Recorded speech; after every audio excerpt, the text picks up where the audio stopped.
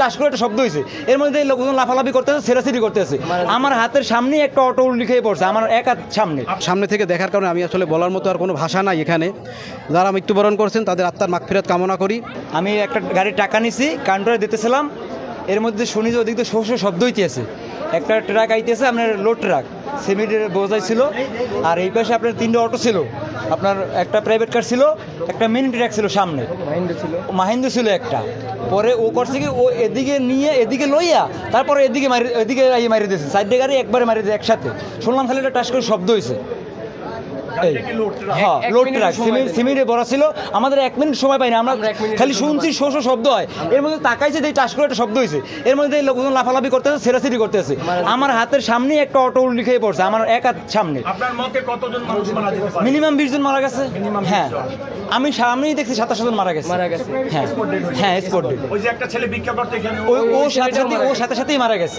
হ্যাঁ, ও spot dead হয়েছে। আবার 2টা শিশু ওর গাড়ির উপরে ট্রাক উঠে দিয়েছে, কিন্তু সিটে গেছে ওর, ওই ট্রাকটাই ওর নিয়ে গেছে একেবারে ডাইরেক্ট। ওই যে গাছটার গোড়ায় যে মারছে গাছটা, ওই গাছের গোড়ায় ওই লোকটা বসতো। প্রাইভেট কারে 7 জন ছিল, 7 জনই মারা গেছে।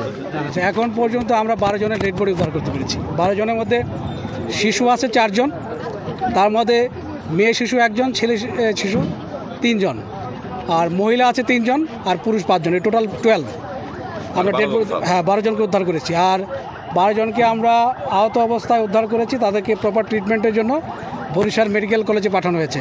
সেই জায়গায় তাদেরকে প্রপার ট্রিটমেন্টের আওতায় আনা হয়েছে।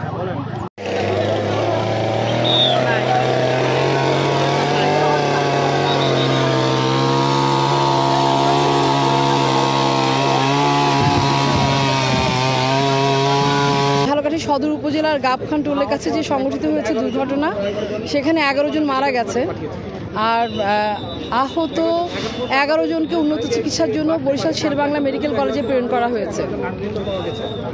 সরকার এই দুর্ঘটনায় নিহত ব্যক্তিদের পরিবারের জন্য 5 লক্ষ টাকা, এবং যারা এই দুর্ঘটনার কারণে পঙ্গুত্ব বরণ করবে তাদের জন্য 3 লক্ষ টাকা, এবং যারা আহত হয়েছে হাসপাতালে চিকিৎসাধীন আছে তাদের জন্য 1 লক্ষ টাকা প্রদান করা হবে বলে জানিয়েছে। এছাড়া আমরা জেলা প্রশাসনের পক্ষ থেকেও যতটুকু সম্ভব আমরা আমাদের দায়িত্ব পালন করব।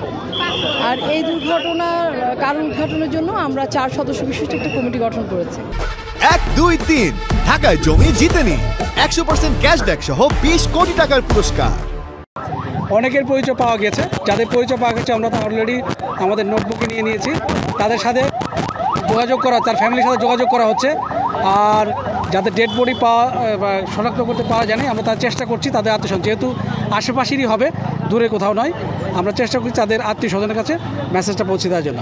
তাছাড়া যে ট্রাকটা এই কাজটা যারা করেছে, ওই ট্রাকের ড্রাইভারটা পলাতক আছে, ট্রাকটা উদ্ধার করা আছে, আমাদের জিম্মায় আছে, পরবর্তী ব্যবস্থা নেওয়া হবে। টোলে টাকা উঠেছিলাম, তারপর ওই ট্রাক ব্রেক ফেল হয়ে গেছে মনে হয়, তারপর টান 100 ছিল প্লাস। তারপর ওই গাড়ি ছিল আমাদের এই জায়গায় টোলে, অনেকগুলো গাড়ি ছিল, অটোমোটো ছিল। তারপর ও হুশোশাই টানতে আইছে, তারপর ওই জায়গায় ড্রাম ছিল, ড্রামে যেই লাগছে আমি এই সাইডে লাফ দিয়ে পড়ছি। লাফ দিয়ে পড়ার পর আমি দৌড় দিয়েছি। তারপর ওই সাইডে যত অটো ছিল, মাহিন্দ্র ছিল, হুন্ডো ছিল, প্রাইভেট কার ছিল, ওইগুলো সব ভাঙ্গে ফেলাইছে। তারপর টান নিয়ে মানে ফিসা একচোটে ওদিক চলে গেছে। 5 মিনিটের ভিতরে আমি এখানে উপস্থিত হয়েছি। সাথে সাথে শোনার পরে আমার এখানে কিছু কর্মীরা ছিল এখানে, তারা আমার খবর দিছে। এসে যেটা দেখলাম সেটা হচ্ছে এখানে একটি সিমেন্ট বোঝাই ট্রাক, যে ট্রাকটিতে 7 ইঞ্চের সিমেন্ট ছিল, গাড়ি ট্রাক বোঝাই, সেই ট্রাকটি অনেক স্পিডে থাকার কারণে সেই ট্রাকটি গাবখান ব্রিজ থেকে নামতেছিল, এবং স্পিড বেশি থাকার কারণে কন্ট্রোল করতে পারে না, যে কারণে সেই ট্রাকের সামনে 4 থেকে 5টা অটো ছিল এবং একটি প্রাইভেট কার ছিল, তাদেরকে সদরে ধাক্কা দেয়। ধাক্কা দেওয়ার ফলে সেই ট্রাকটি প্রাইভেট কার নিয়ে এখানে একটা গাছ ছিল, গাছটি ভেঙে, এবং মোটরসাইকেল ছিল কিছু, সেই গাছটি ভেঙে সাইডে পড়ে যায়। পড়ে যাওয়ার পরে এখানে অটোতে যারা ছিল তার ভিতরে যাদেরকে পাঠানো হয়েছে হসপিটালে, তার ভিতর থেকে 4 জন মৃত্যুবরণ করেছেন।